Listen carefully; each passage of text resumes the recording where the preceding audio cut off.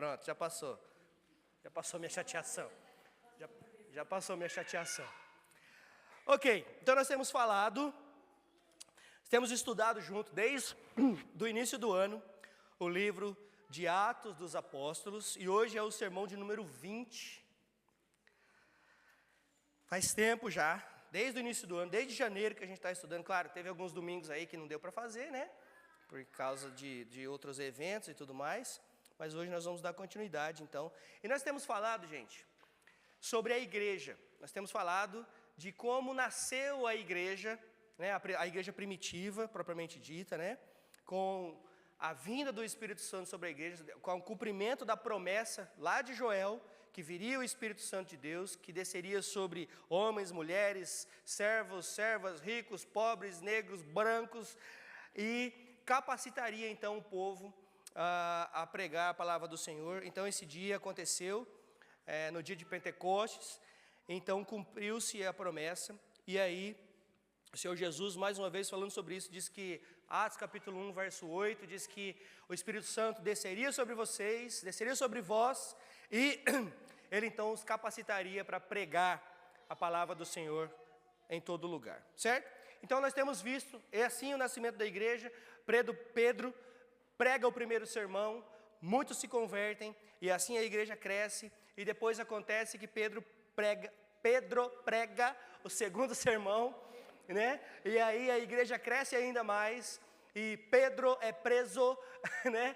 E aí é muito R junto. E aí a gente vê que ao invés do evangelho parar, o evangelho avança, e então nós temos Estevão, o primeiro mártir da igreja primitiva. Estevão morre porque estava pregando o evangelho, e ao invés de parar o evangelho, lembra dessa mensagem? Eu disse para vocês que eles podem até parar o pregador, mas eles não podem parar o evangelho do Senhor Jesus Cristo. Eles param o mensageiro, mas a mensagem não pode ser calada.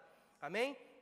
Então nós temos estudado isso tudo, e aí, por final, passamos por tudo isso, e aí no final, semana passada, eu falei sobre Barnabé, o encorajador, né? E falando sobre encorajamento, eu quero agradecer vocês pelas mensagens, pelas ligações, pelo carinho de vocês. Já estou bem melhor, graças a Deus. Minha tosse, vocês estão vendo que a minha voz já está melhor. Meu chazinho está aqui, viu, Neuza? Obrigado. O chazinho está aqui já. O Muller me levou ontem lá um mel que levanta até defunto. O Muller falou assim: rapaz, esse mel aqui, se não resolver, né? Obrigado pelo carinho, pelo cuidado de vocês. A Sônia levou um bolinho lá outro dia. Bom, o bolo não é bom para a garganta não, mas é bom para o estômago, fica tranquilo. A gente come também. A gente come também, né? Graças a Deus por isso. Eu quero encorajar vocês dizendo que ontem eu fui até Swindon visitar um amigo, e sem pretensão, sem querer, na verdade, ele me ligou de manhã, eu já iria para lá, e ele falou: olha, pastor Renato Vargens vai estar aqui, numa igrejinha aqui, 20 minutos de casa, vamos lá? Eu falei: vamos. E a gente chegou lá, encontrei o pastor Renato Vargas, inclusive já fiz um contato com ele para vir aqui o ano que vem, e se der tudo certo, em nome de Jesus vai dar certo, e ele vai estar aqui com a gente. Mas eu quero falar dessa igrejinha no meio do nada, num vilarejo, e nós estávamos em 10 pessoas, incluindo eu e meu amigo, o Michael, 10 pessoas. O mais novinho lá tinha 72, o mais novinho, membro da igreja, 72 anos, e é um pastor brasileiro, que é o pastor dessa igreja. Conheci ele também, a gente trocou algumas ideias, e o trabalho ali é de revitalização da igreja mesmo, é num vilarejo. Mas o meu encorajamento foi pelos irmãos que ali estavam. Na verdade, a palavra pregada foi excelente, que é bom receber também, né? O pastor também tem que receber, né? Tem que aprender também, aprendi muito com a palavra pregada. O pastor pregou em Jonas capítulo 3, que foi excelente, inclusive com aplicações para nós, que eu vou fazer hoje ainda, sobre obediência a Deus. E eu fiquei muito encorajado em ir naquela igreja, porque eu vi assim, os irmãos tão felizes em estar ali, de servir ao Senhor, de arrumar as cadeirinhas, e acabou o culto, fizeram um círculo assim com as cadeirinhas em volta, e trouxeram o chazinho e tal, e eu conversando com eles, e eles ficam felizes da vida, né, ver uma cara nova. Falou: vamos pegar esse menino aqui, né? Aí eu falei para eles: não, eu só estou passeando. Ah, você não vem amanhã no culto? Eu falei: não, eu sou pastor de uma igreja também. E aí eu falei, aí ele perguntou da nossa igreja e tal, e eu disse para eles como é que era. Nossa, mas a sua igreja é muito grande. Eu falei, não, nossa igreja é pequena, nós temos aí umas 100 pessoas, 120 pessoas por domingo.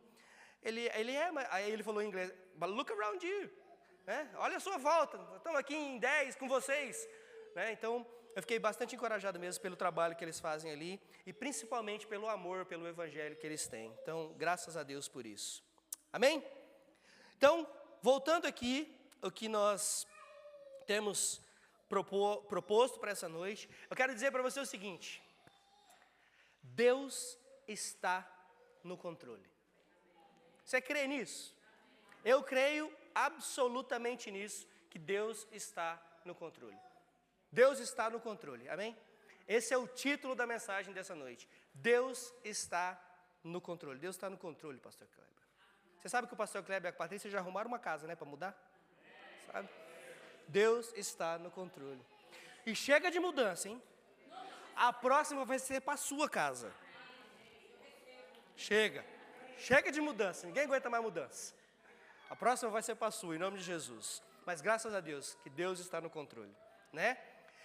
Então, irmãos, eu quero dizer que muitas vezes nós temos coisas acontecendo, alguns eventos acontecendo, e você pergunta então para quem está organizando, olha, como é que está tudo certo? E a pessoa diz, está tudo sob controle, está tudo certo. Geralmente a gente faz isso, a gente ouve isso, não? Né? Se você for lá para a Neuza agora, fala, Neuza, você não vai estar aí quinta-feira. Você e o Muller não vão estar aí, Tainara não vai estar aí, a Neuza vai virar para você e falar, está tudo sob controle. Os meninos vão estar por aí, a Ludmila e o Carlos estão por aí, vocês estão por aí, está tudo sob controle. E assim acontece muitas vezes nas nossas vidas, né? Nós perguntamos, nós ficamos inquietos muitas vezes, e nós ouvimos isso, calma, está tudo sob controle, né? A Stephanie chega para o Diego e fala, Diego, está acabando as fraldas das meninas, acabando o leite. O Diego diz, está tudo sob controle, estou saindo para trabalhar, meu bem, está tudo sob controle. Mesmo que não esteja, mas nós sabemos quem está realmente no controle, no nosso caso. Então, o capítulo 12 de Atos, que nós vamos ler hoje, é tudo sobre Deus estar no controle, né? Ele está no controle da expansão do evangelho na igreja primitiva, e você pode ter certeza que Ele está no controle da sua vida e da minha vida, você querendo ou não, você crendo ou não, Ele está no controle da nossa vida. Algumas coisas que nós podemos saber aqui desse texto, que nos ajudam a relaxar, é que quando tudo parece perdido, Deus entra com a sua providência. O que basta é você crer. Você precisa crer nisso. Então vamos começar, e eu vou ler aos poucos, tá bom? Porque nós vamos ler o capítulo 12 todo hoje. E eu vou tentar não me empolgar muito, como no domingo passado. Nós vamos ler, por enquanto, o capítulo 12, dos versos 1 a 4. Capítulo 12, de 1 a 4, diz assim: Nessa ocasião, o rei Herodes prendeu alguns que pertenciam à igreja com a intenção de maltratá-los, e mandou matar à espada Tiago, irmão de João. Vendo que isso agradava aos judeus, prosseguiu prendendo também Pedro durante a festa dos pães sem fermento. Tendo-o prendido, lançou-o no cárcere, entregando-o para ser guardado por 4 escoltas de 4 soldados cada uma. Herodes pretendia submetê-lo a julgamento público depois da Páscoa. Então, nós vemos que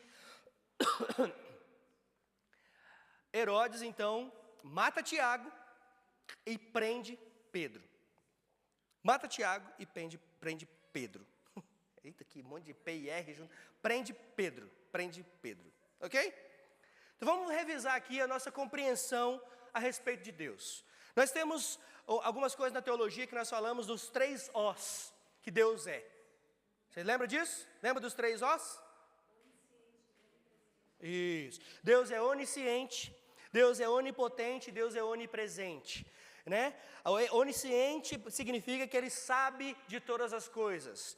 Onipresente significa que Ele está em todos os lugares, e onipotente significa que Ele está no controle, Ele tem o poder sobre todas as coisas. Então nós não podemos esquecer disso. Esse é o Deus da Bíblia, esse é o Deus que nós cremos. Se Deus sabe todas as coisas, e Ele está sempre presente, é todo poderoso, Deus tem ciência dos nossos problemas, ok?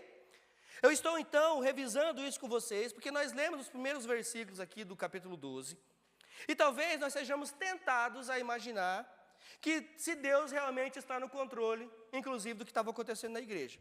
Há muitas coisas ruins acontecendo na igreja, nesses primeiros versículos.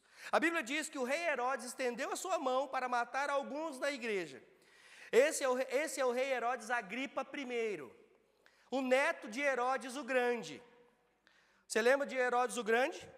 Lá de Mateus capítulo 2, foi ele que mandou matar todas as crianças abaixo de 2 anos.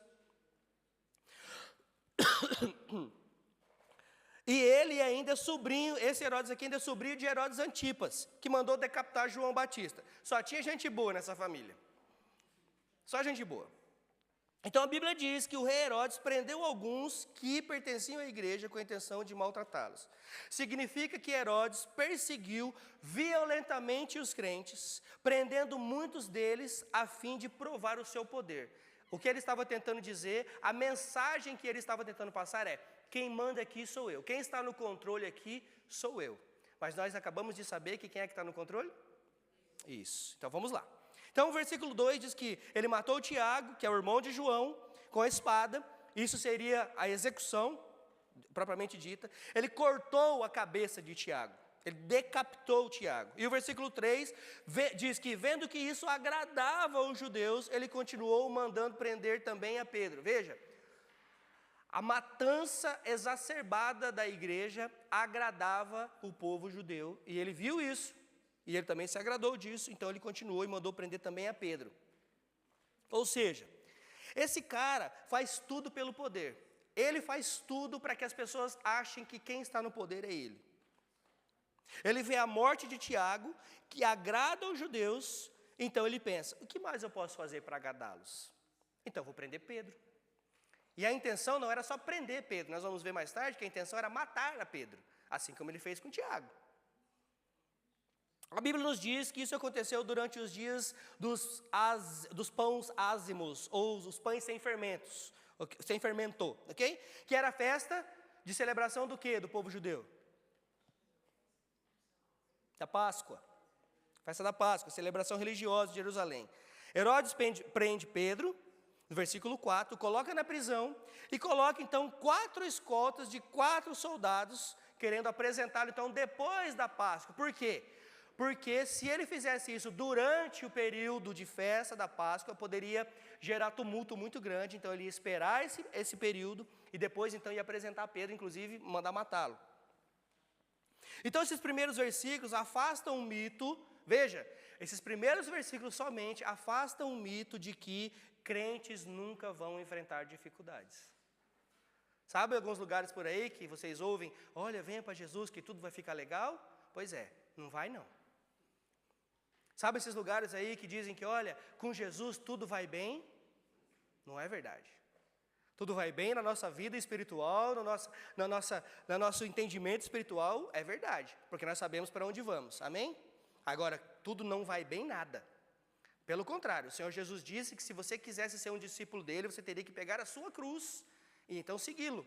E pegar a sua cruz, carregar a sua cruz, não é apenas naquele sentido de sofrer pelo Evangelho, mas sim negar-se a si mesmo, o que é ainda pior. Eu acho que pior do que sofrer pelo Evangelho é negar-se a si mesmo. Isso é o que quer dizer: pegue a sua cruz e siga-me. Além de sofrer pelo Evangelho, além de sofrer pelo nome de Cristo, eu ainda tenho que negar-me a mim mesmo em prol do Evangelho, em prol de Cristo Jesus, em prol do outro.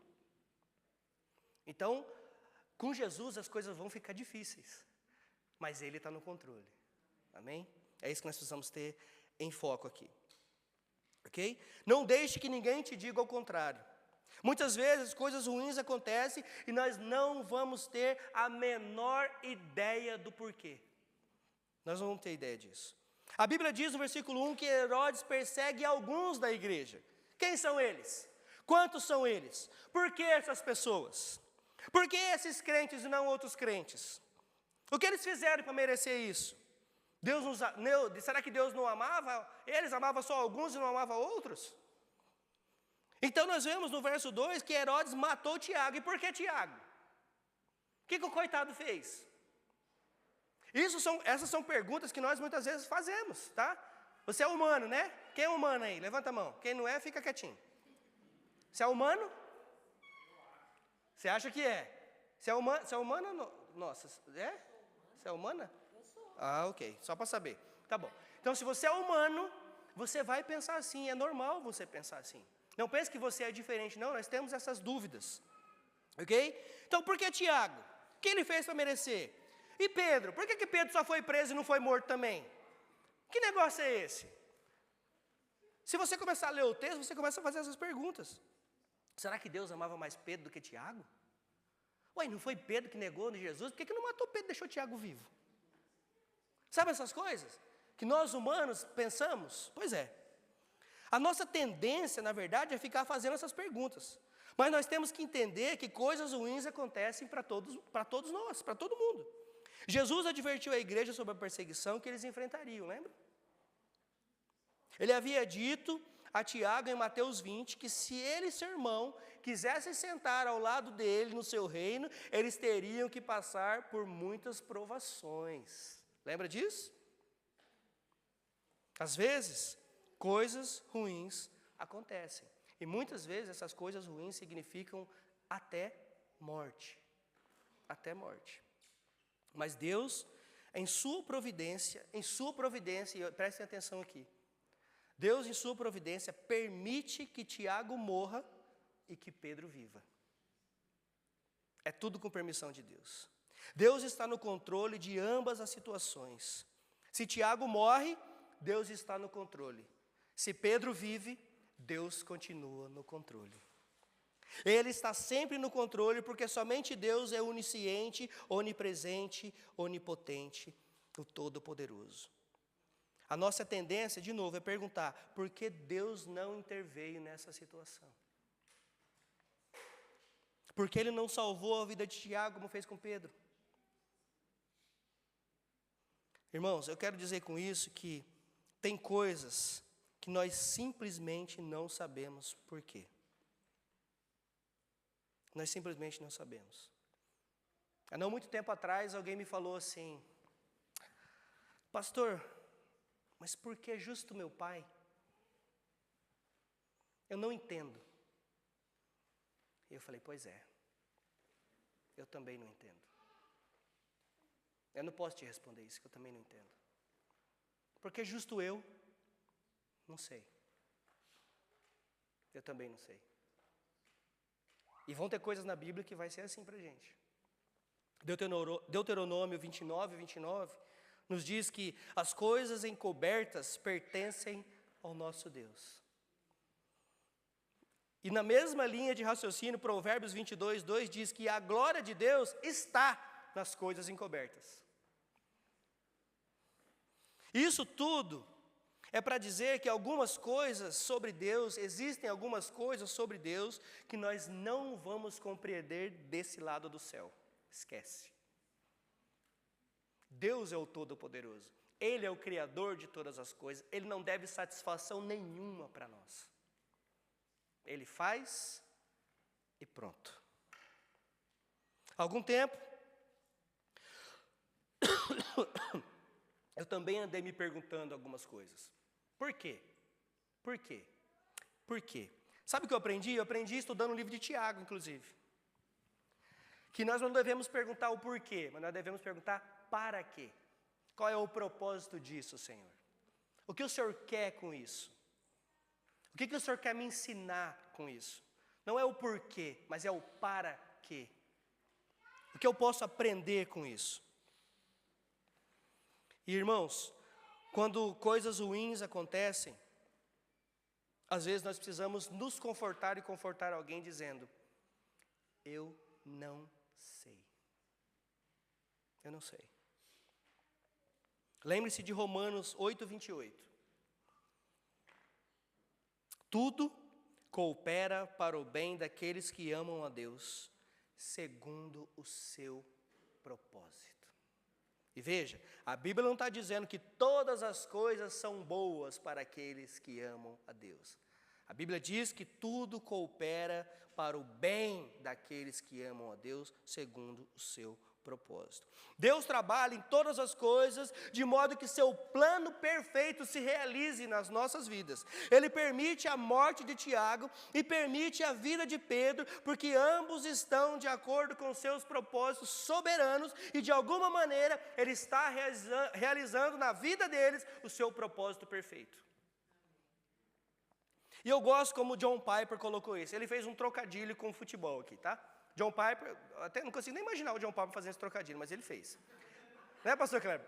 Não consigo nem imaginar ele fazendo, mas ele fez. Ele fez um trocadilho aqui com o futebol, dizendo o seguinte: não é, nessa situação, não é que Deus tenha deixado cair a bola na situação de Tiago e feito um gol na situação de Pedro. Deus nunca deixa a bola cair. Ele deixa o outro lado agir, porque Ele conhece uma maneira melhor para vencer. Entende? É assim que Deus faz. Então, quando você e eu enfrentamos dificuldades em nossas vidas e nós gritamos: ei, quem é que está no controle aqui? Quem é que está no controle aqui? Onde está Deus? Nós precisamos nos lembrar que Deus é onisciente, onipresente e onipotente. Ele está absolutamente no controle de todas as coisas. Ele está ciente dos nossos problemas. Você crê nisso? Deus está ciente. Deus sabe da sua unha encravada. Né, Ludmila? Ludmila gosta de unha encravada. Deus está ciente do meu cabelo caindo. Apesar de eu não gostar, mas Ele está no controle. O que eu quero dizer com isso é que Deus sabe dos mínimos detalhes das nossas vidas. Então, Ele sabe o que está fazendo. Confie nele. Deus está no controle. Amém? Esse é o primeiro ponto. O segundo ponto é: Deus responde às nossas orações. Calma que eu explico. Deus responde às nossas orações. Dos versos 5 em diante. 5 a 17.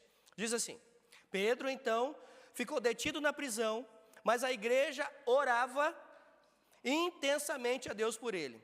Na noite anterior ao dia em que Herodes ia submetê-lo a julgamento, Pedro estava dormindo entre 2 soldados, preso com 2 algemas, e sentinelas montavam guarda à entrada do cárcere. Repentinamente apareceu um anjo do Senhor, e a luz brilhou na cela. Ele tocou no lado de Pedro e o acordou. Depressa, levante-se, disse ele. Então as algemas caíram dos punhos de Pedro. E o anjo lhe disse: vista-se e calce as sandálias. E Pedro assim o fez. Disse-lhe ainda o anjo: põe a capa e siga-me.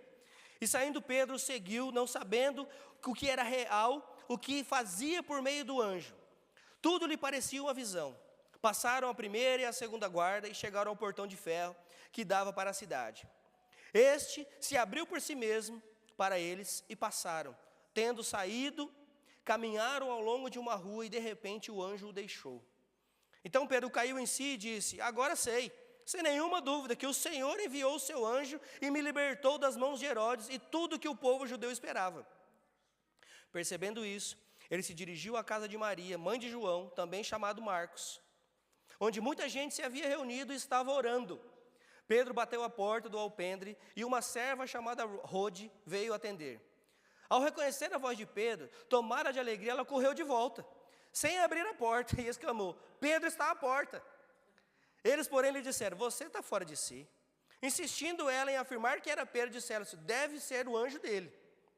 Mas Pedro continuou batendo, e quando abriram a porta e o viram, ficaram perplexos. Mas ele, fazendo-lhes sinal para que se calassem, descreveu como o Senhor o havia tirado da prisão e disse: contem isso a Tiago e aos irmãos. Então saiu e foi para outro lugar.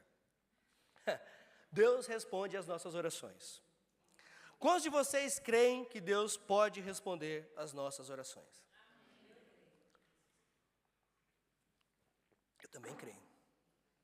Pedro, então, foi detido, mas a igreja estava orando. A igreja estava orando. O pastor Hernandes Dias Lopes brinca que se você quer ver uma igreja orar, prende o pastor dela. Será que eu vou ter que ser preso, gente? Para ver se vocês oram?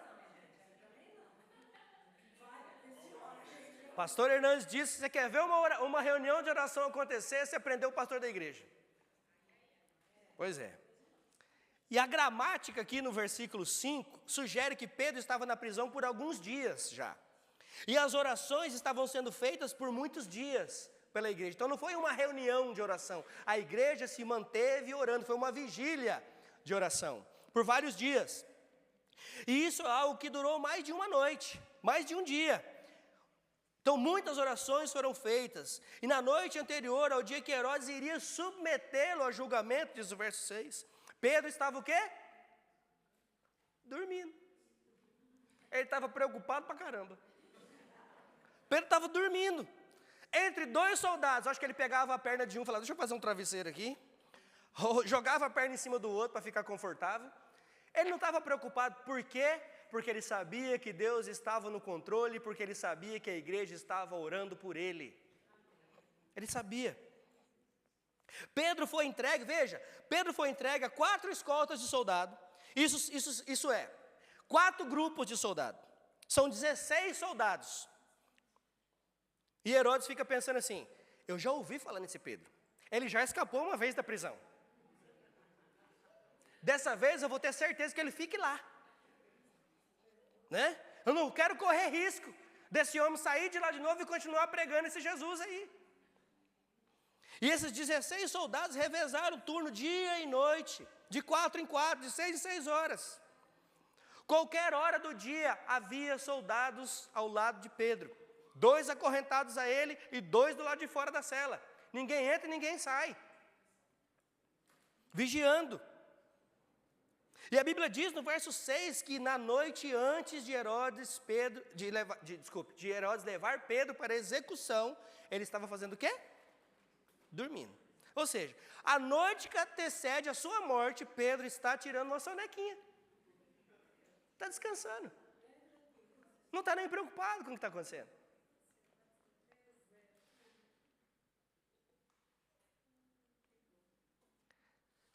Como você acha que é possível nós termos uma paz dessa?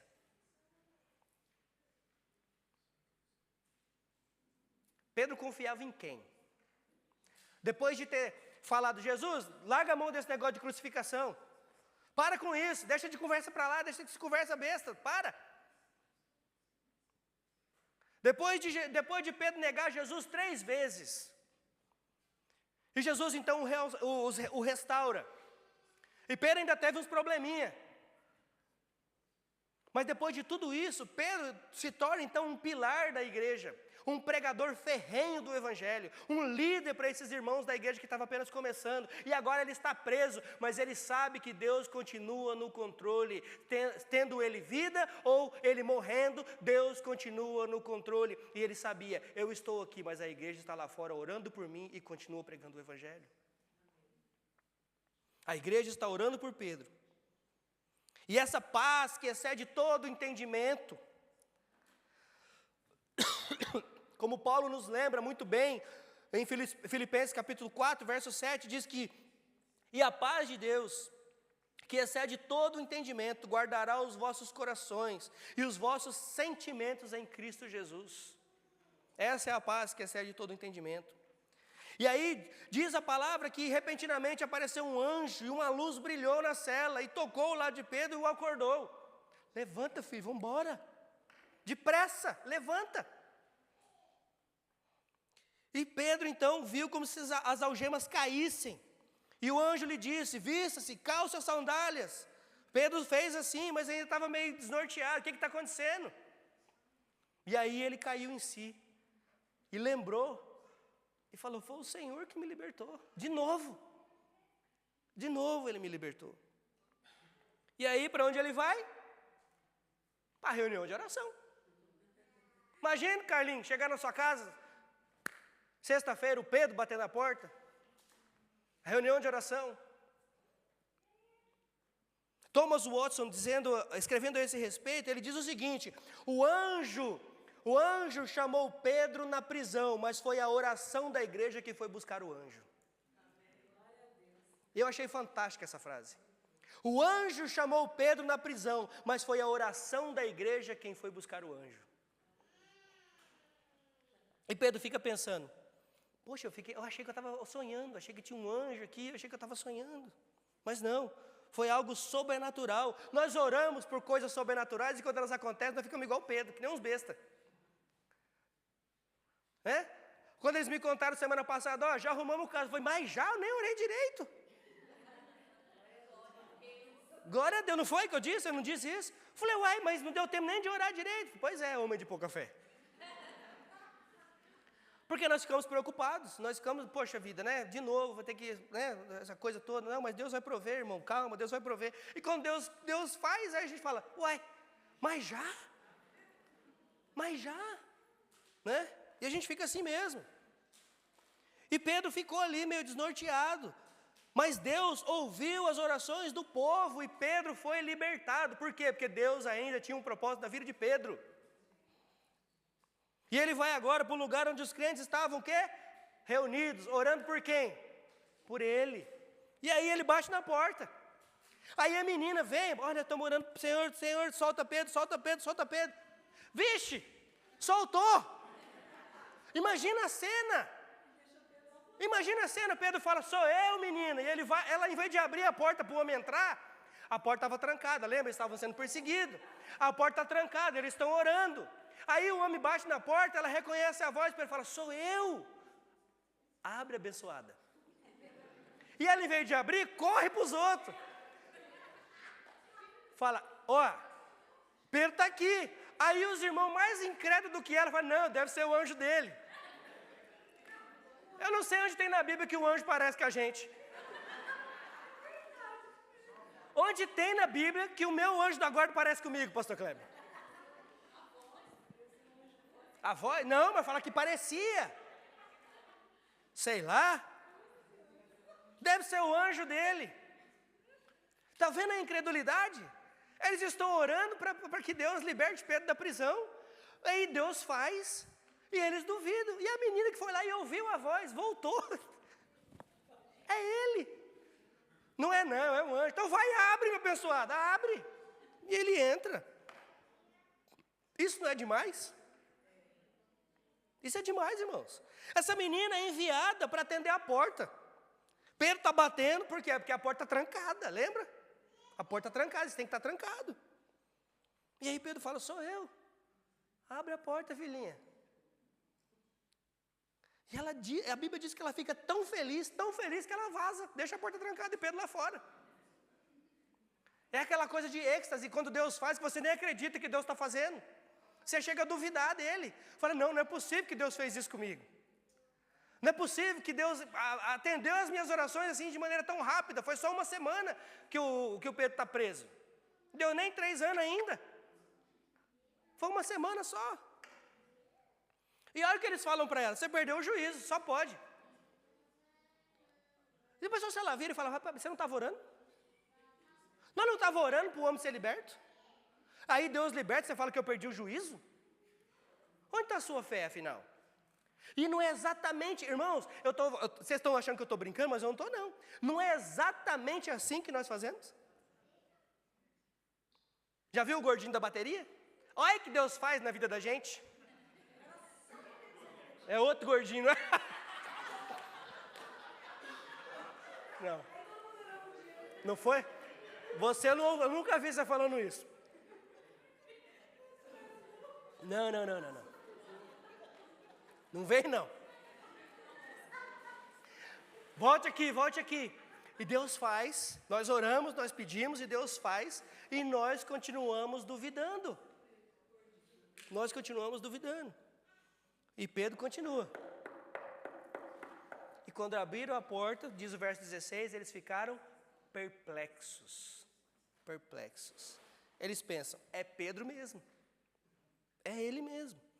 Aparentemente eles ficam todos empolgados, começam a gritar, jogar copo para cima. E aí no verso 17, o Pedro diz, calma, o pessoal está lá fora me procurando. Calma, Deus fez. Glória a Deus, mas calma. Então, irmãos, Deus está ciente dos nossos problemas e Deus responde às nossas orações. O que eu realmente gosto nisso tudo é que Deus responde às nossas orações ainda quando elas não são feitas nem com tanta fé assim. Às vezes a gente ora assim por orar. E aí Deus faz e a gente fala, olha, Deus fez. E nós somos incrédulos muitas vezes. A igreja vinha orando por Pedro constantemente. Deus liberta Pedro, ele aparece no culto de oração e eles não acreditam. Deus, em sua soberania, muitas vezes escolhe intervir quando a nossa fé ainda está fraca. E Ele faz. Sabe por que Ele faz? Primeiro, porque Ele está no controle de todas as coisas. Segundo, para fortalecer a minha fé e a sua. Nós oramos, mas nossos corações às vezes não estão envolvidos o tanto quanto nós gostaríamos de estar nas nossas orações. Nós podemos nos sentir como o pai do garoto no Evangelho de Marcos, quando diz, eu creio, Senhor, mas ajude-me na minha descrença, aumente a minha fé. E os discípulos também pediram isso ao Senhor Jesus, aumente a nossa fé, Senhor. Deus muitas vezes intervém e responde às nossas orações, mesmo em momentos quando a nossa fé ainda está abalada, está fraca. Por quê? Porque Ele quer que nós creiamos nele. A igreja tinha enfrentado a morte de Tiago, talvez eles estivessem pensando que a morte de Pedro era inevitável também. Porque Pedro era o líder da igreja, o líder dos crentes daquela época. E eles pensaram, Pedro vai morrer igual Tiago morreu. Eles sabiam que Deus respondera às suas orações, mas eles sabiam que Deus estava sempre no controle, e Deus sempre responde, e Deus nem sempre responde às nossas orações da maneira que nós desejamos. E aqui está a pegadinha. Deus, Ele sempre ouve as nossas orações. Isso não quer dizer que Ele sempre faz o que nós queremos. Ouvir, Ele ouve. Agora, muitas vezes Ele ouve para o sim, muitas vezes Ele ouve para o não, e nós também precisamos estar prontos para ouvir o silêncio do Senhor. E alguém já um dia disse que o silêncio do Senhor é, de certa maneira, ensurdecedor. É ensurdecedor. Ele ouve e responde toda a oração, seja com a resposta que nós gostamos ou não. Às vezes Ele responde sim, às vezes Ele responde não, e às vezes Ele não responde nada. Mas nós precisamos estar prontos a saber que Ele está no controle. E que Ele responde às orações da igreja. Então, irmãos, quando Ele responde, seja para o sim, seja para o não, seja para o silêncio, Ele responde de maneira condizente com a sua perfeita vontade e de acordo com a sua vontade perfeita. E para a sua glória. Então, quando eu e você orarmos, lembre-se, relaxe, Deus está no controle. Ele está ciente dos nossos problemas, assim como Ele estava ciente desses problemas que a igreja estava passando. E número 3, Deus é o justo juiz. Deus é o justo juiz. Os versos 18 a 25.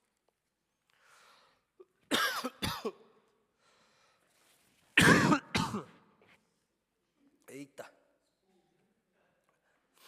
De manhã, não foi pequeno o alvoroço entre os soldados quanto ao que tinha acontecido a Pedro. Fazendo uma busca completa e não encontrando, Herodes fez uma investigação entre os guardas e ordenou que fossem executados. Depois, Herodes foi da Judéia para Cesareia e permaneceu ali durante algum tempo. Ele estava cheio de ira contra o povo de Tiro e Sidom. Contudo, eles haviam se reunido e procuravam ter uma audiência com ele. Tendo conseguido o apoio de Blasto, homem de confiança do rei, pediram paz, porque dependiam das terras do rei para obter alimento. No dia marcado, Herodes, vestindo seus trajes reais, sentou-se em seu trono e fez um discurso ao povo. Eles começaram a gritar, é voz de Deus e não de homem. Visto que Herodes não glorificou a Deus, imediatamente um anjo do Senhor o feriu, e ele morreu comido por vermes. Entretanto, a palavra de Deus continuava a crescer e a espalhar-se. Tendo terminado sua missão, Barnabé e Saulo voltaram de Jerusalém, levando consigo João, também chamado Marcos. Deus é o justo juiz. Pense numa pessoa tão má como Herodes. E o que acontece com o homem que mata pessoas inocentes? Se Deus está no controle, e Deus está no controle, o que Deus faz então com esse tipo de pessoas? E a resposta é: Ele faz. Ele faz. E muitas vezes nós não podemos pensar com os nossos olhos de juízes, porque não é assim que Deus age. Ele lida com as pessoas, tanto nessa vida, quanto na vindoura. Tanto nessa vida, quanto na vindoura. Nós nem sempre vemos a mão de Deus lidando com o mal nessa vida. Mas, irmãos, de Deus não se zomba. De Deus não se zomba. Às vezes, parece que as pessoas ficam por último. Os maus se dão bem. E os bons, os que servem a Deus, os que estão ali nos caminhos do Senhor, fazem tudo direitinho, pagam todas as suas coisas, nada acontece. E você olha para o lado, o ímpio prosperando. E você pergunta: Senhor, onde estão os seus olhos? Eu quero te dizer o seguinte: Deus continua no controle. Irmãos, muitas vezes nós não vamos ver, mas Deus vai lidar também com esses. A não ser que esses se convertam, o negócio vai ficar feio para eles. Vai ficar feio. Então você pode estar certo de que quando parece que os maus estão se dando bem, Deus vai lidar com eles muito em breve do que você pensa. 1 Pedro capítulo 3, verso 12, olha o que Pedro diz: porque os olhos do Senhor estão sobre os justos, e os seus ouvidos estão atentos à sua oração, mas o rosto do Senhor volta-se contra os que praticam o mal. Isso é Bíblia, não é o pastor Leandro que está dizendo, isso é Bíblia. Se ele escolhe lidar com eles mais tarde no julgamento, assim será, e isso é problema dele, não é meu nem seu. Ele é o juiz de toda a terra. Ele é o juiz de toda a terra, é Ele que vai lidar com essas coisas. Deus vai vingar o seu povo. Deus vai vingar o seu povo, fique tranquilo. Fique tranquilo. Deus lida com as pessoas más, Deus lida com a perseguição, Deus lida com as guerras da maneira dele, do jeito dele, mas Ele não está aquém do que está acontecendo no mundo. Ele não está. Nós somos lembrados de que nunca devemos nos opor ao Senhor e à sua igreja. Esse é o cerne desses versículos finais. Estará Herodes realmente no controle da situação? Ele colocou 16 homens para cuidar de Pedro na prisão, para ter certeza que o homem não ia fugir. Adivinha? Não fugiu não, ele saiu pela porta da frente. As algemas caíram, os portões se abriram e ele saiu andando pela porta da frente. Com o anjinho do lado, não sei se era parecido com ele ou não era, mas ele saiu, andando pela porta da frente.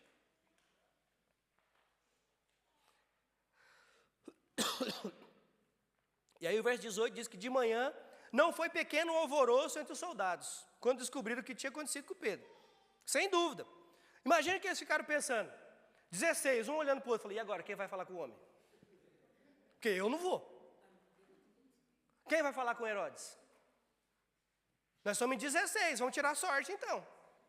Porque eu não vou. Eu não vou. Quem é que vai contar para ele o que aconteceu?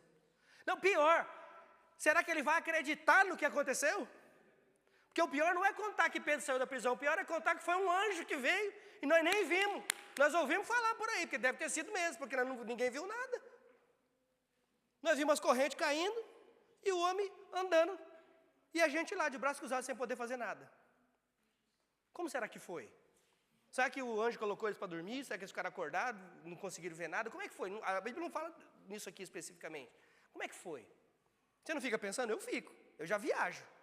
Fala, gente, como é que foi? Será que Pedro só levantou e falou, saiu? Será que os homens ficaram assim, olhando, sem saber o que está acontecendo, com medo? Mas a gente não sabe. Né? E aí o verso 19 diz que fazendo a busca completa e não encontrando, olha aqui, Herodes fez uma investigação entre os guardas e ordenou que fossem executados, todos os 16. Depois, Herodes foi da Judéia para Cesareia e permaneceu ali durante algum tempo. Isso nos prova que Herodes tinha realmente a intenção de matar a Pedro. E eu digo por quê? Porque quando um soldado romano deixava um prisioneiro escapar, ele enfrentava o mesmo destino, a mesma punição que estava guardada para aquele que ele estava guardando. Então isso nos prova que Herodes tinha sim a intenção de matar a Pedro. Então Herodes ordena a morte dos guardas. E aí? Mas cadê a justiça de verdade com Herodes? Deus vai permitir que esse mal continue? Às vezes, Deus adia o seu julgamento para depois. E às vezes, Ele julga de imediato, assim como aconteceu aqui. E o verso 20 diz que ele estava irado contra o povo de Tiro e Sidom. Contudo, eles haviam se reunido e procuravam ter uma audiência com ele, tendo conseguido o apoio de Blasto, um homem de confiança do rei, pediram paz, porque dependiam das terras do rei para obter alimento. Os povos de Tiro e de Sidom eram dependentes de Herodes com relação à comida, para toda a sua terra, e por algum motivo Herodes estava zangado com eles. Eles então arrumaram um intermediário, Blasto é o nome dele. Propósito, que nome, né? Blasto. Olha, vocês que estão grávidos aí, ó. Se for um menino, pode chamar de Blasto. Eu nunca apresentei um menino chamado Blasto. Nunca apresentei um menino chamado Blasto. Né? Então eles pegaram esse homem, que era empregado pessoal do rei, ganharam a confiança dele, então conseguiram uma audiência. E agora nós vamos ver o que vai acontecer. No dia marcado, Herodes, vestido de toda a pompa, de todos os seus trajes reais, sentou-se ao trono e fez um discurso ao povo. E lembra que o povo está querendo o favor do rei. Eis aqui um cara cheio de si, eu que mando, eu sou o bom, eu é que sou o bambambam da situação, eu que estou no controle. Um historiador secular chamado Joséfo nos diz que a vestimenta era confeccionada em prata pura, a vestimenta desse rei. Então Herodes estava com esse traje glamouroso e olhava para o espelho e provavelmente ele dizia, espelho, espelho meu. Existe alguém mais poderoso, mais bonito, mais no controle do que eu? Então ele senta no seu trono e faz o seu pomposo pronunciamento. E aí o povo começa a gritar, é voz de Deus, não é homem que está falando, é o próprio Deus. E lembra que eles estavam querendo favor, né? Então vamos puxar o saquinho dele. Vamos levantar a moral desse homem. Eles queriam comida. Então eles falam, nossa, que discurso. Que palavras. É voz de Deus. Isso não é nem um homem falando, é um Deus.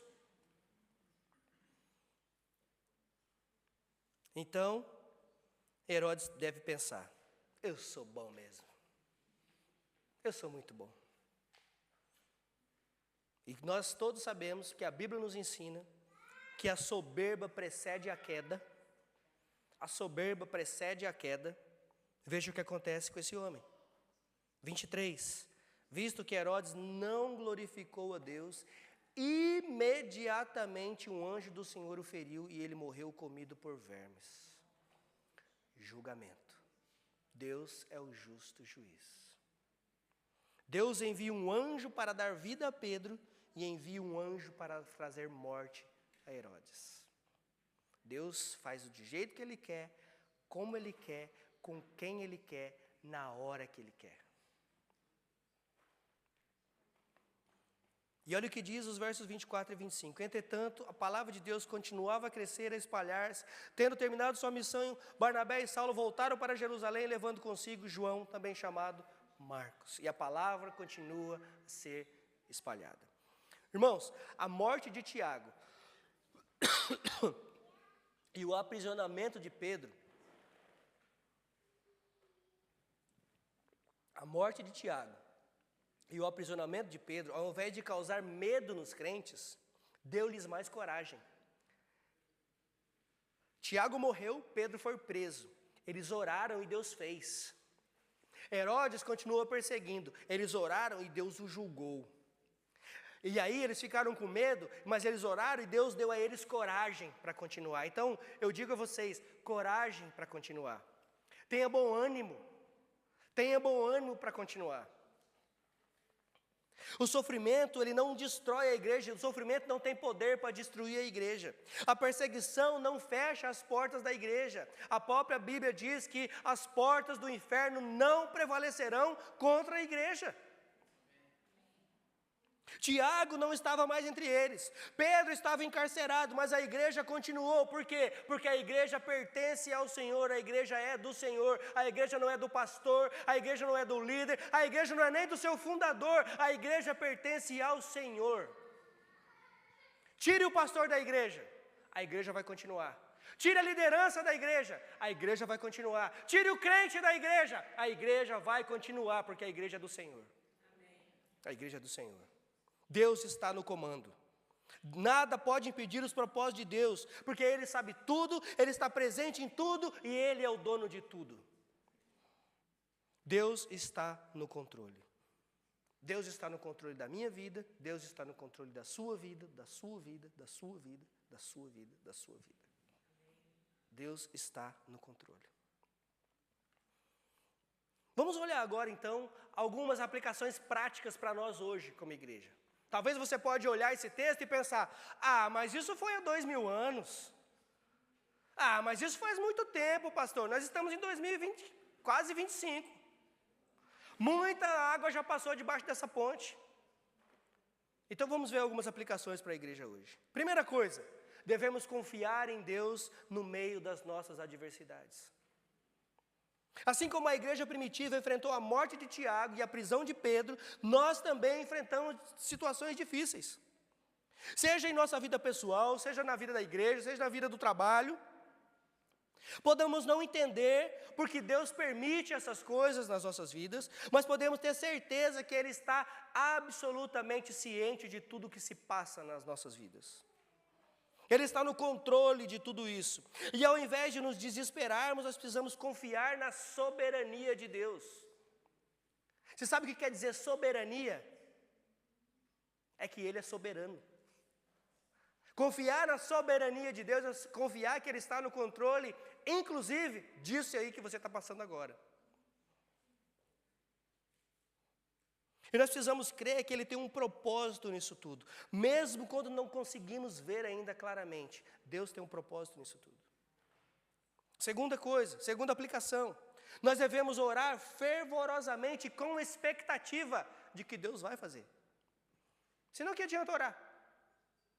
O que adianta orar? Senhor, dá uma casa para o pastor Kleber, se eu não creio que Ele vai dar. O que adianta? O que adianta orar, Senhor, cura o dedo do Simon, se eu não creio que Deus vai curar? Deus pode fazer? Pode, mas aí é com Ele, não é mais comigo. Só que a minha fé vai ser exercitada em mim, porque eu creio que Deus pode fazer. Concordam? Concordam? Por que eu oro? Deus precisa da minha oração? Você acha que Deus precisa que eu fique lá, Senhor, obrigado? Você acha que Deus precisa disso? Senhor, me dá isso, me dá aquilo outro. Deus deve olhar para mim e falar, lá vem. Você acha que Deus precisa da minha oração? Irmãos, nós oramos porque isso é bom para nós. Nós oramos porque a Bíblia, quando nós lemos a Bíblia, é Deus falando conosco. Quando nós oramos, é nós falando com Deus. É assim que funciona. É por isso que eu digo para você que crente que não ora nem pode ser chamado de crente. Se você diz que é crente e não ora, sinto muito. Vai orar, irmão. E vai virar crente de verdade. Se você diz que é crente e fala que você só crê, cara, eu creio no Novo Testamento, em algumas cartas, mas tem umas coisas aqui que é meio difícil. Então você não crê em nada. Lembra que eu falei a semana passada? o que C.S. Lewis falou, ou Deus é Deus de tudo, ou Ele é Deus de nada. Deus não é meio Deus. Deus não é meio Deus na minha vida. Deus não pode ser meio Deus. Olha, aqui para cá, Senhor, o Senhor toma conta de tudo, da minha vida, da minha saúde, do meu casamento. Daqui para cá, das minhas finanças, cuido eu, tá bom? Não é assim que funciona. Ou Deus é Deus de tudo, ou é Deus de nada. Não dá para confiar em Deus em algumas coisas e achar que Ele não vai fazer em outras. Então nós precisamos orar com expectativa, assim como a igreja orou intensamente pela libertação de Pedro, e Deus respondeu aquelas orações. Isso nos lembra que Deus ouve as nossas orações, mesmo quando a nossa fé é fraca. Por quê? Porque Deus é Deus. Porque é Ele que faz e ponto final. Então você está se sentindo fraco? Você está se sentindo que você não consegue nem orar? Pois é, ore mais um pouco então. Porque você acha que Deus pode fazer ou não? Pode. Ele pode. Muitas vezes nós somos como a igreja que não acreditou. A hora que Pedro bate, você está pedindo a benção vem ali. Você fala, não, não é nem comigo. Não é comigo, porque a fé que eu estou tendo não deve ser comigo. Até você duvida, né? Até você duvida. Nós somos assim mesmo, nós somos falhos mesmo. Mas nós precisamos orar e orar com expectativa. Que Deus vai fazer. Você ora pela conversão de alguém? E se Deus converter essa pessoa, você vai falar o quê? Não pode ser. O Leandro convertido. O Kleber. A Adriana. Não. É assim que nós fazemos. Eu já te contei, não já? Quando eu fui para a minha cidade, depois de ter saído de lá, eu me converti lá. Fiquei 2 anos lá ainda. E depois vim embora para cá. Então, conversão, 2 anos. Vim embora para cá e depois de 2 anos eu voltei. Então, 4 anos, certo? 4 anos de Leandro convertido. E aí eu volto para a minha cidade. E bem quando eu voltei, fui convidado para pregar num culto de jovens. Na igreja que eu frequentava lá. Fui convidado para pregar no culto de jovens. E eu via lá de cima, porque o palco é um pouco mais alto, assim, a igreja lá embaixo. E eu via a cara de espanto das pessoas. Algumas pessoas que me conheciam antes, olhando assim, falavam, olha quem está ali. Eu vi a cara de espanto deles. E alguns deles vieram me falar depois, rapaz, eu orava por você. Eu falei, pois é, você está duvidando? E depois, ainda no final, eu cobrei alguns deles, porque eu falei para eles, olha, vocês tudo me conheciam, por que vocês nunca falaram do evangelho para mim? Você jogava basquete comigo, eu dava aula para o seu filho, eu fazia não sei o quê, você nunca falou do evangelho para mim, você já era crente. Cobrei mesmo. Então, irmãos, é assim que nós precisamos orar. Nós oramos pela conversão de alguém, nós oramos por uma causa impossível e Deus faz. E aí, quando Ele faz, não é comigo não, deve ser com o vizinho. Não, nós precisamos crer. Que nós sejamos essa igreja que ora com fé, sabendo que Deus responde. Que nós enfrentamos os desafios, seja na vida da igreja, nossas famílias, nós devemos dobrar o joelho, clamar a Deus, confiando que Ele vai fazer muito além do que pedimos e imaginamos. Como diz em Efésios capítulo 3, verso 20. Deus pode fazer muito mais além do que aquilo que pedimos ou imaginamos. Então, precisamos intensificar as nossas orações. Terceira coisa, nós precisamos depender somente da justiça de Deus. Se tem uma coisa que existe dentro da igreja, é nego querendo ser juiz. Deixa eu te falar uma coisa. Você não é juiz, não. Nem eu. Deus é o justo juiz. Deus é o justo juiz. Herodes parecia estar no controle, perseguindo, matando, mas no final nós vemos que Deus é o justo juiz. Ele lida com o mal no tempo dele e nós podemos confiar que a justiça será feita. Isso significa que nós não precisamos sair por aí julgando todo mundo, não. Fica tranquilo. Fica tranquilo. Então, quando nós enfrentarmos também injustiça, perseguição e oposição como igreja, nós não então precisamos buscar vingança, nós não precisamos buscar retrucar o que aconteceu. Não precisa isso. Nós podemos confiar que Deus em seu tempo trará a justiça. A nossa tarefa é continuar sendo fiel e confiar na vontade de Deus. E quarta e última coisa. Nós precisamos buscar crescimento apesar das circunstâncias. Apesar das circunstâncias. A perseguição, ela não pode parar o avanço do reino. A perseguição, ela não pode parar o avanço do evangelho. A perseguição, ela não pode parar o evangelho, amém?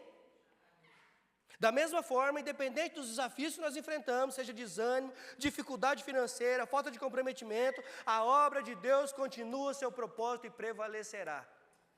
Eu costumo brincar com vocês, irmãos, comigo ou semigo, a obra continua. Se você amanhã falar assim, fazer beicinho e falar não quero mais, adivinha? Deus levanta outro. Eu estou nessa igreja tem 19 anos. E eu já vi muita gente fazer beicinho. E já vi muita gente chegar no dia seguinte. Eu já vi muita gente falar, estou saindo, e no mesmo dia, repito, no mesmo dia, alguém vira em mim e fala assim, pastor, estou aqui para servir. E no próximo domingo estava aqui em cima. Eu já vi. Você já viu. Quem está aqui há mais tempo já viu também. Então é assim, um dia, eu ouvi inclusive alguém dizer que se eu sair daqui, essa igreja acaba. 19 anos se passaram e continuamos aqui.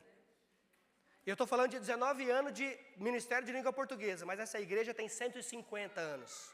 Então, além desse, provavelmente outros também já falaram. Nós continuamos aqui, porque a igreja pertence ao Senhor. Apesar das circunstâncias, apesar dos desafios, apesar das desavenças, apesar de tudo, a igreja continua firme, porque Deus é o Deus da igreja. Irmãos, que cada um de nós saiamos daqui hoje com a certeza de que Deus está rigorosamente no controle. Ele vê as nossas dificuldades. Ele responde às nossas orações, mesmo quando Ele diz não. Na verdade, a maioria das vezes Ele diz não. Porque a Bíblia diz que nós não sabemos nem orar. Nós não sabemos pedir. Porque quando nós orarmos e pedimos a vontade de Deus, aí vai ser sim. Mas quando nós oramos pedindo a nossa vontade, aí a resposta é não. É não. Sabe o que nós temos mania de fazer? Senhor, eu estou fazendo planos, meu plano é esse outro, eu quero comprar uma casa, colocar 2 carros na garagem, uma piscina de 3 metros, 5 banheiros, 5 banheiros, para os meninos não ficarem brigando mais, quem vai tomar banho. Senhor, abençoa os meus planos. É assim que nós oramos. Agora abençoa os meus planos, Senhor, em nome de Jesus. Aí Deus te dá um barraco, de 1 quarto só, 1 banheiro, adivinha o que você faz? Você vai brigar com ele, vai falar, não foi isso que eu pedi. Não foi isso que eu pedi. Ontem eu compartilhei na minha rede social as cartas para Deus, vocês viram? Alguns de vocês viram?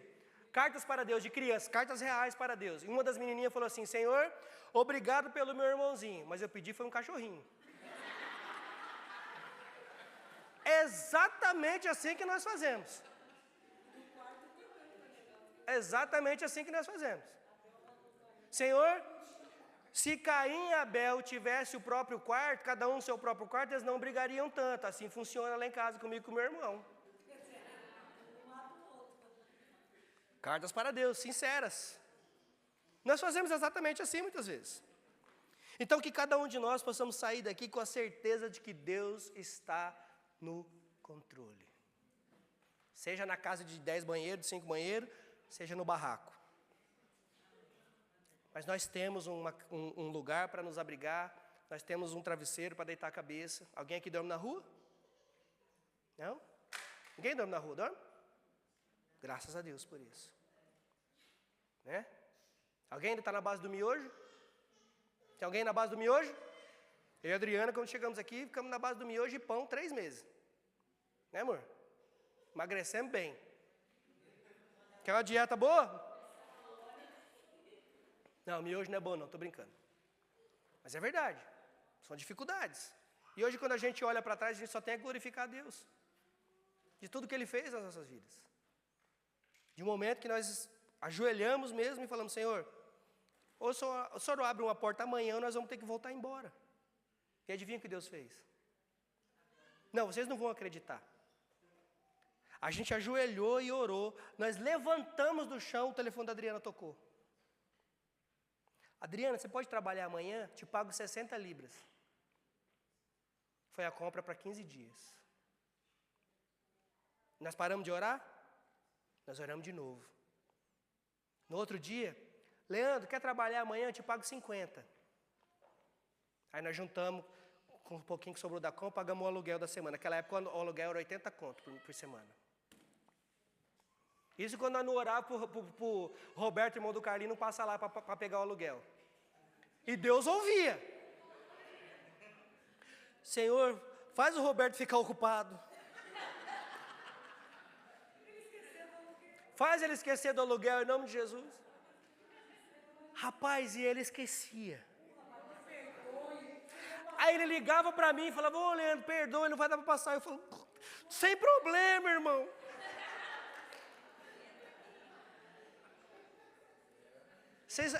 Eu não estou brincando, não, estou falando sério. Você pergunta para ele. Eles não sabem quanto nos abençoaram. Era assim, nós orávamos desse jeito. Senhor, dá bastante carro para ele fazer isso filme essa semana. Para ele esquecer que eu existo. E aí nós trabalhávamos mais um dia, mais 2 dias, juntava o dinheirinho, deixava lá o dinheirinho do aluguel. É assim que funcionava. E a gente está aqui para contar a história. Então, irmãos, ore com expectativa. Ore crendo que Deus vai fazer. Esses tempos talvez foram os piores tempos da nossa vida, mas os tempos de maior experiência também com Deus que nós tivemos. A gente orava no miojo pedindo uma picanha, mas dando graças a Deus pela comida que estava ali. Aquele pão de forma, branquinho, do Asda, da marca verde, mais baratinha que tem. Nós olhávamos para ele e falávamos, vamos passar pelo menos uma manteiguinha para dar uma cor nesse menino. Gente, eram tempos difíceis. Mas nós estamos aqui para contar a história. Vocês estão aqui para contar a história. Cada um teve a sua. Cada um teve a sua história. Eu só quero dizer com isso, eu quero encorajar vocês a permanecerem firmes no Senhor. Porque mesmo no nosso tempo de maior, eu ia falar de estresse, de maior escassez, obrigado, de maior escassez, nós não duvidamos que Deus podia fazer. Eu nunca duvidei que Deus podia fazer. A Adriana nunca duvidou que Deus poderia converter o marido dela. Então não desista. Amém? Vamos orar? Vamos ficar em pé?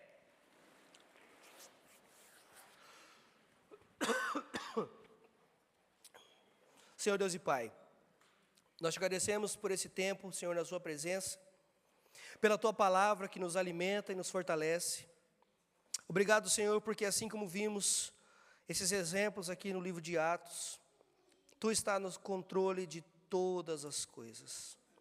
Mesmo quando enfrentamos dificuldades, perseguições, desafios, o Senhor é o Deus que ouve as nossas orações e age com poder segundo a tua vontade.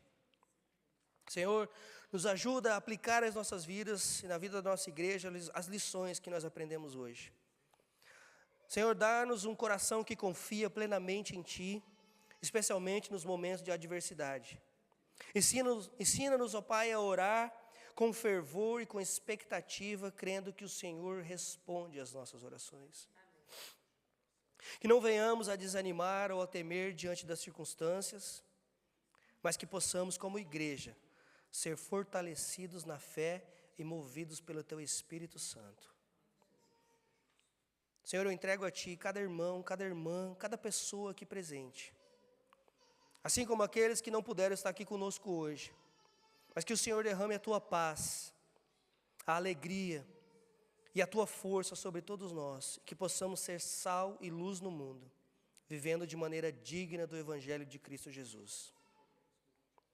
Leva-nos, ó Pai, em segurança aos nossos lares. E que durante essa semana possamos caminhar na Tua presença, sempre conscientes que o Senhor é soberano e fiel. Que o Teu nome seja glorificado através das nossas vidas, Senhor. Nós oramos, nós Te bendizemos, em nome santo do Senhor Jesus. Amém.